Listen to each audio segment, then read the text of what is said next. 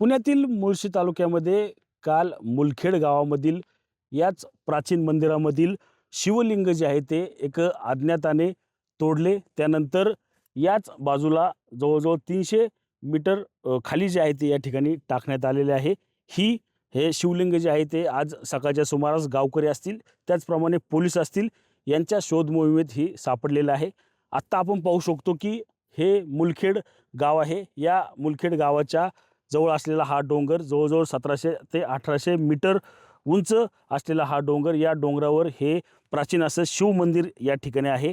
कुठल्या तरी अज्ञात व्यक्तीकडून जे आहे ते शिवलिंग जे आहे ते मोडतोड करून या ठिकाणी याच बाजूला जवळजवळ 200 ते 300 मीटर खाली जे आहे ती टाकण्यात आलेलं आहे. अखेर हे शिवलिंग शोध मोहिमेत जे आहे ते सापडलेलं आहे. ज्यांनी ही शोध मोहीम केली गावकरी आपल्यासोबत आहेत, आपण त्यांच्याकडून देखील जाणून घेणार आहोत. काय सांगाल, काय प्रकार जो आहे तो काल घडला होता? खरं तर आणि त्यानंतर तुम्ही असतील किंवा पोलीस असतील त्यांच्याकडून शोध मोहीम घेतली आणि अखेर सापडलेली आहे ती. खरं तर 2 दिवसापूर्वी आमच्या या मुलखेड गावामध्ये हे पांडवकालीन खंडोबा मंदिर असून त्यामध्ये काही चुकीच्या प्रवृत्तीने या मंदिराच्या लिंगाला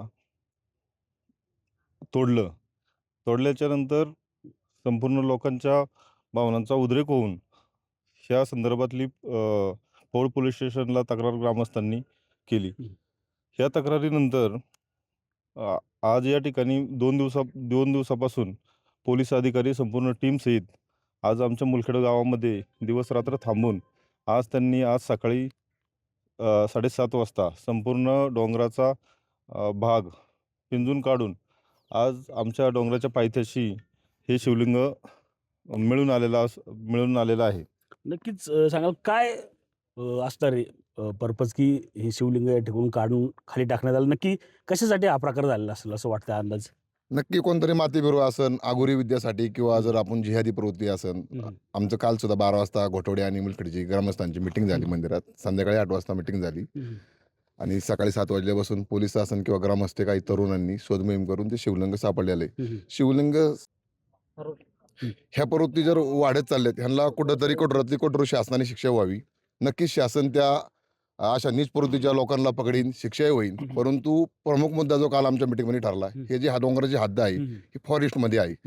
आम्हाला जर काही एखादा खांब लावायचा म्हटलं तरी फॉरेस्ट एवढ्यात त्यांच्याकडे फायली न्यावं लागतात. त्यामुळे ते वेळ काढ उभा नाही. तर फॉरेस्ट विभागाने सुद्धा आम्हाला सहकार्य करावे. भविष्य काळात CCTV कॅमेरा लावण्यासंदर्भात किंवा जाळीचं कंपाऊंड लावण्यासंदर्भात आमचं ठरलेलं आहे ग्रामस्थांचं, मुलखेड आणि वटवड्याचं. तर वन विभागाने सुद्धा सहकार्य करावं की भविष्यकाळात अशा घटना घडू नये.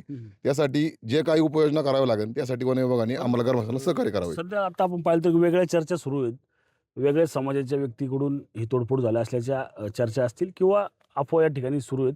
काय आव्हान कराल तुम्ही या सर्व अफवांच्या संदर्भात? नक्कीच रात्री सुद्धा आम्ही मिटिंगमध्ये सांगितलेलं आहे. आमचे किरण असन पोलीस पाटील किंवा सुखदेव भाऊ तापकीर असन राहुल असन हे सरपंच, आम्ही तेच सांगितलं की आम्ही आव्हान करतोय की बाहेरच्यांनी येऊन इथं काही स्टंटबाजी करू नये. दोन्ही गावाचे ग्रामस्थ सक्षम आहे आणि भविष्यकाळात अशा घटना होऊ नये म्हणून सुद्धा आम्ही ग्रामस्थ याची दखल घेणार आहोत. नक्कीच पुढची भूमिका आता काय असणार आहे? एकांतात हा डोंगर आहे, त्या ठिकाणी सुरक्षा व्यवस्था असेल किंवा अन्य व्यवस्थेसाठी काय मागणी असणार आहे? काय पुढची भूमिका असणार तुमची?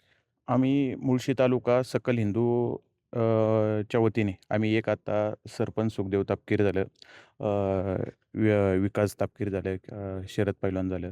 आम्ही असं ठरवलेलं आहे की प्रत्येक एकांटी जे मंदिर असेल त्या मंदिराला चांगले दरवाजे, CCTVची व्यवस्था, तिथं पुजाऱ्यांची व्यवस्था ही केलीच पाहिजे.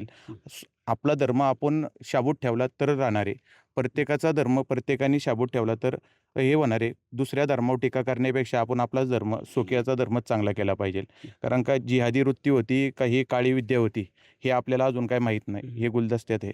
पण जिहादी वृत्ती असेल तर आम्ही याचा जाहीर निषेध करतो आणि जी काळी शक्ती किंवा जो एक बाकीचे काम करतात त्यांचा पण आम्ही जाहीर निषेध करतो. असं नाही की आम्ही एकाच धर्माचा निषेध करतोय, की आम्ही दोन्ही धर्माचा निषेध करतो. की जिहादी वृत्तीने केला असेल त्याचा पण निषेध करतो आणि काळ्या वृत्तीने. कारण हे जागृत देवस्थान आहे.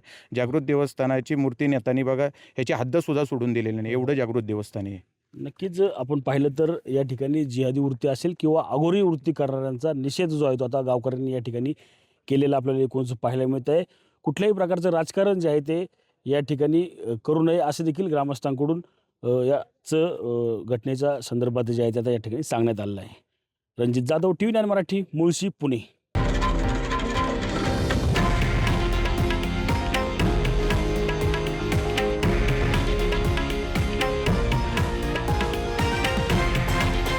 हे आहे देशातील नंबर 1 न्यूज नेटवर्क आणि आपण पाहत आहात TV9 मराठी, एकमेव.